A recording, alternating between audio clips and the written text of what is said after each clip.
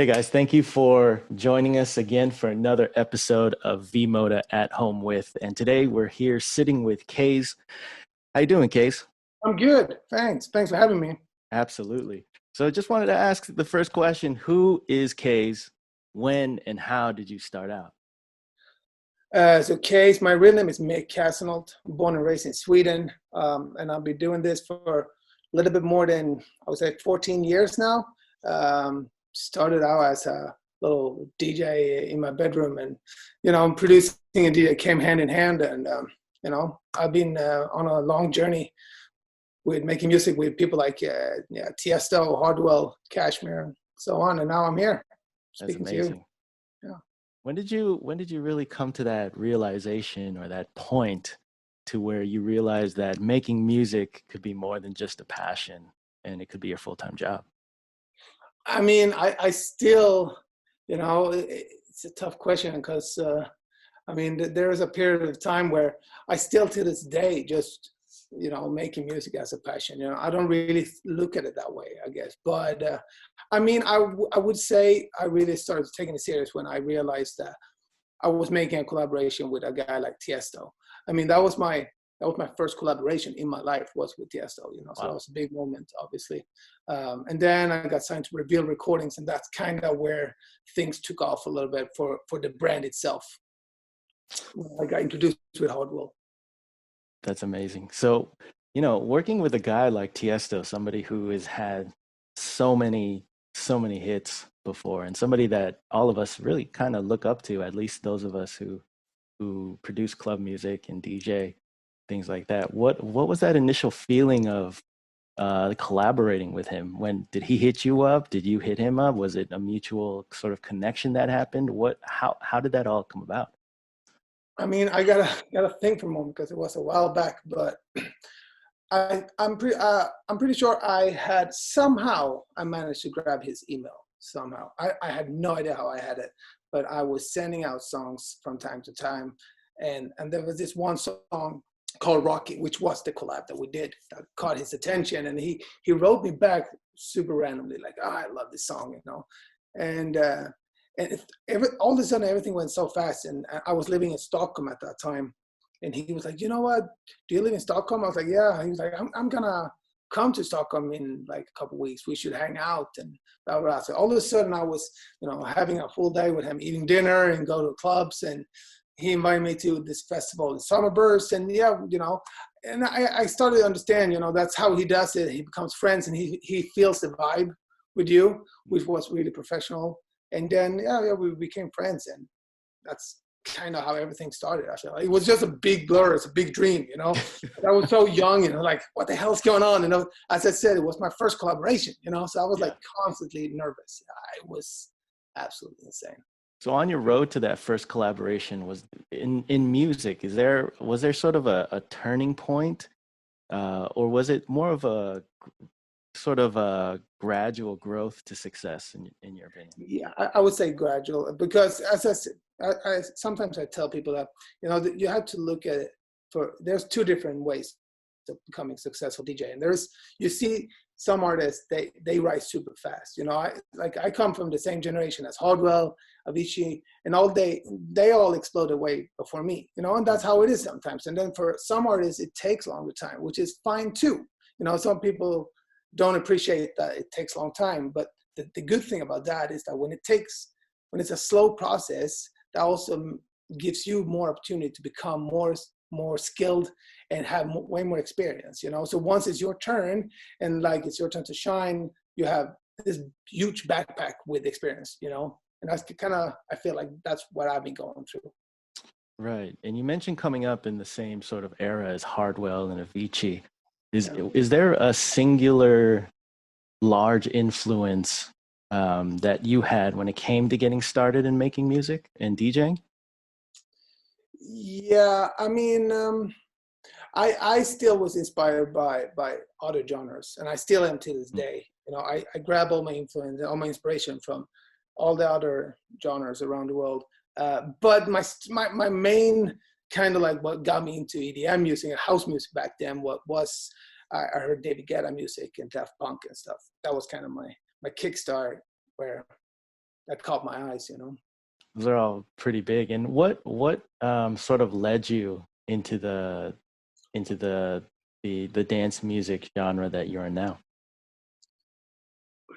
Hard to tell. I mean, Swedish DJs in general, I think, like that melodic progressive house has always been really big in Sweden. Mm, Um, so I think that's where it came from. absolutely. If you weren't a musician, what would you be doing right now? Well, I always say that I would be something in sport. I love playing golf and so on. But at the same time, I mean, I don't have the same skills in sports as I have in music. So, you know, if I was not a musician, I have no idea. Maybe I would be on the streets. I don't know. I mean, I dropped school to make music, so Oh, I wow. had no other choice. So was that always something that you wanted to do since you were a child?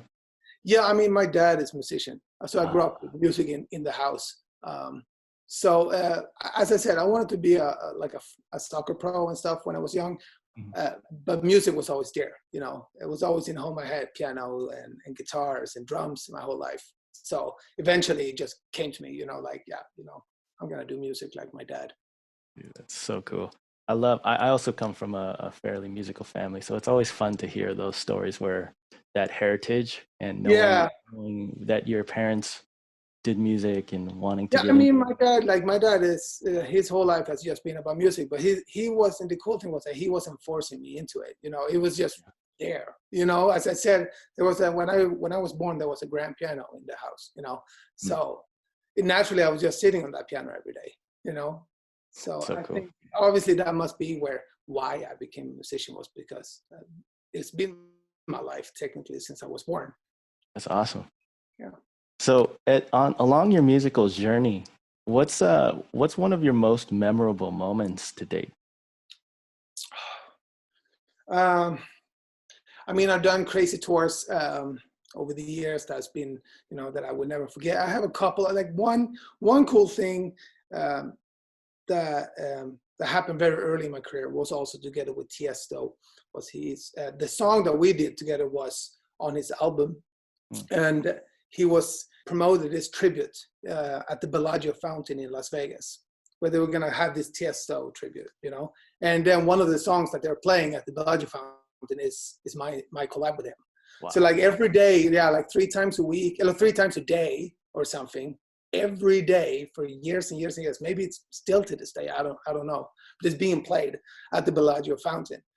So you That's know, I used to walk up there and just sing my music, and I was completely nobody when my music was being played there. You know, mm, so that was a big moment. You know, like I was like it was a moment when I realized, okay, you know, I'm doing something right. You know, like my music's being played here. You know, and who am I? yeah. That's gotta be such an amazing feeling to just Uh, walk around Vegas. And speaking to you earlier, you said that you actually lived in Vegas for a while. Was that because yeah, you had a residency out there? yeah. No, I didn't have a residence, but I met my wife there. I got invited with Tiesto to be there. He was resident there, and then I met my wife, and I moved there. And that was also, as a career-wise, it was a really cool opportunity because that's how I became really cool friend with Hardwell, was because he came Ah, to his residency and I was there, and I just got signed to Reveal Recordings, and because I was there all the time, I had the opportunity to hang out with him a lot, you know, and party with him. yeah. So it was a cool network. So really, not only did you make good connections, but you also found love at the Yeah, time. That's pretty yeah. cool. I mean, it's not the city you normally find love to, Yeah. but my wife is not from Vegas, but she moved there as well. Mm, Yeah, that's really cool. yeah, it's a special town for me. For sure. Yeah. So we live in an era where making music is really accessible now. Anybody can get a laptop for a couple $100. You can get a music program like Fruity Loops or Ableton. And today's kids and teenagers really have access to these tools, which were, exclusive to guys like us even just a few years ago. How do you feel like that accessibility has affected what you do today? Has it affected the craft in your opinion in any way? Yeah, I mean, if I compare to when I started, when there was nothing, you know, I remember like my first kind of sample packs that I got a hold on was on a CD, and then you had to load it into your computer. And it was like, it was a super task to deal with just to get some samples, you know? So you didn't have those tools, no tutorials or nothing, you know? But one thing I've noticed is that obviously it is, the main thing is benefits, you know, when it comes to, you know, you can go on splice.com and stuff and get amazing tools and your process. And I see all these kids, you know, they are so much more talented than I was at that stage, you know, like it goes way faster. The only thing that I feel like kids have to think about is to be creative though, because, you know, you have access to all these tools, you know, but sometimes you need to figure out what to do with it.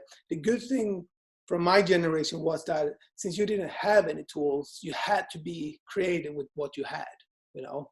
And by that, sometimes you came up with very original stuff, you know. Right. So that's kind of what sometimes I tell the kids that you have to think about, you know, just because you have access to all this stuff, you know, don't copy paste and don't take too much inspiration from other people. Like be creative with what they give you.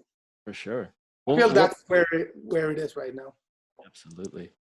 Do you remember your first setup? What was your sort of first home studio setup like? Well, to be really honest, my setup is not that far away from how it is now. Like today, I work a lot on laptop because I used to travel a lot. Okay, not last year, but despite COVID, I used to travel a lot. So I'm very used to working on my computer and make everything on the road. And then I go home. But yeah, I'm a simple guy, you know. All I need is those speakers and yeah, and I'm good to go. You're ready to and a go. decent food, you know. So without giving away too many of your trade secrets, you have any soft synths that or plugins that are kind of your really go-to and you find yourself grabbing for those a lot? Yeah, I mean, right now Serum is in general a very popular plugin. Yeah. And I've started, since I'm going for a kind of a new sound where I'm going a little bit more synthy, a little bit more retro sounding. I find Serum a really cool tool to use because it's very relatable to that. Other than that, I've always been a lot into Nexus because I've always been making melodic progressive house. And I mean, Swedish DJs in general, we've always reached for Aspire and Silent and Nexus and those type of tools. Yeah, I would say Nexus in general is something it's always in my music. Absolutely. Nexus and Serum have really taken over as some really Yeah, usable and incredible tools. I think really Serum as a wavetable synth is absolutely incredible. absolutely insane. And I mean, Nexus also, Nexus, you know, you take Nexus for granted so easy because it's a sample pack, a sample bank, but the quality that Nexus has become over the years with the new upgrade and stuff, it's amazing, you know. Yeah, it's I think the fact that they're now combining sort of the sampling and modeling technology together Right. to get this really expressive sound out of those programs is really incredible. Yeah. So I got to ask this obligatory question. How has this past year gone for you? And you mentioned, you know, you've been at home and you haven't been able to travel as much. Have you been able to kind of work through that, make more music? How has that gone for you? It's also like, I mean, yeah, I technically I've made more music, uh, but at the same time, one thing I noticed, first I was like, okay, cool, you know, I can really put 100% focus on just making cool stuff. One thing I noticed later on was, you know what? I've never noticed it, but I am so dependent on the crowd because I am one of those DJs. I love to play my stuff out before I drop it, right? Not because the way I wanted to know how it sounds, because yeah, I trust my speakers, I trust my studio. But one thing I'm missing is the reaction, you know, like not just the reaction of how it sounds, but like the reaction on, you know, like let's say the arrangement of your song, you know, because if you have the right arrangement, you're gonna get an insane reaction in the clubs. And that is kind of a gamble right now. When I noticed, I was like making music, I was like, is this the right arrangement for this song? You know, I wish I could, you know, like all I have is my family to show, you know, so I'm kind of missing that part, you know, to, you know, play it out and get the reaction and then do some few edits before you drop the song. Yeah, I think that's what a lot of people don't really consider. I mean, people who don't make music or just are a fan of the art Yeah, form, they don't realize how much sort of energy dependent that You guys know, like us are. So and I mean, in the end, EDM music, it's always gonna start in the club. It's always gonna start there, and if it becomes popular there, that's when it gets out to the radios and stuff. So I just noticed that we've been taking touring and stuff so for granted. mm, DJs, we travel all the time, every week, the whole year, and not understanding how important that actually was. So yeah, trust me, like when I get my first show back, I'm gonna be like a little child. absolutely, with all those people, it's going to be it's almost like we're all restarting. Yeah, I mean, I think it's gonna be a good thing. I look at it positive because I feel it's gonna be kind of a catch-up effect on it. That once we can go back to shows and open up clubs, I feel like it's gonna be such a massive impact on it. So I'm very positive on it. Yeah. Have you taken to any of these sort of live streaming trends or anything like that that have been going on the internet lately? Yeah, I did. Not too much. I did a live stream with the label with Reveal Recordings, uh, and then I haven't had that much time. I mean, I live in south of Sweden right now, which is it's very limited on stuff like that. Oh, I was actually supposed to move to Amsterdam with my wife last year, but then everything got shut down with COVID, so we had to postpone it. But I mean, if I was more in places like Amsterdam stuff where I had more access, like I see a lot of my DJ friends, they've done a lot of live streams because there's like companies that like straight away dedicated themselves to do those things for DJs, and I don't really have those tools here. So I'm trying to really put stuff together now to do like a DJ show because I still want to do it nice. I don't want to put it up in my living room and just like record. I want to do it nice. right. So I have to work a little harder for it here. I hear that.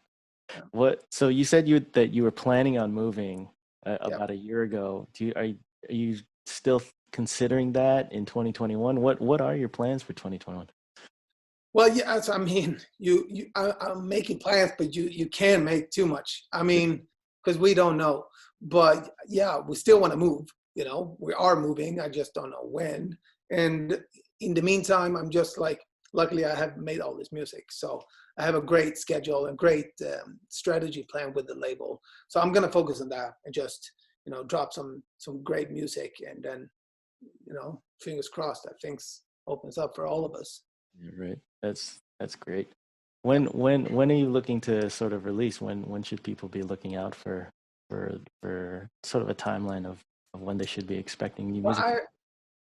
some of my hardcore fans already know this, but I'm actually gonna drop like more or less every 6 weeks. I'm gonna drop a new single, and I already Oh, released one.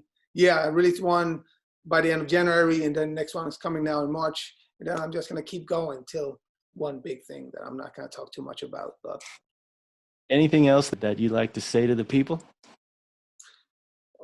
well, no, cliche as always. I love them. I love my fans, and as I said, things are tough right now, but like because of the fans and everybody listening, that they are the ones that keep us going. Because as I said, it's been really tough for everybody. So Man, I'm really grateful just to be able to still survive as an artist. that's such a beautiful story to hear, that we as a species around the world just continue to thrive, and it's really great to see you keep on during. I mean, I'm just curious to see what we're gonna say once this whole COVID history is over. Like, what are we gonna say when we look back at it? Like, I'm very curious. Yeah, It's gonna be same. a crazy time. It's gonna be such I a mean, we're living in history right now. literally. Yep. That's Sure. amazing. Well, thank you so much, KAAZE, for joining us Thank for you. the V-MODA at Home series.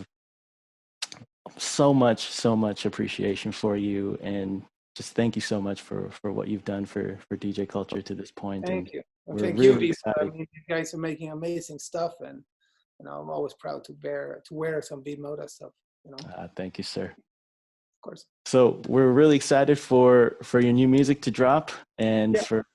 for that new sound. So thank you so much for joining us, everybody. This was At Home with KAAZE. We'll see you in the next one. Bye, guys.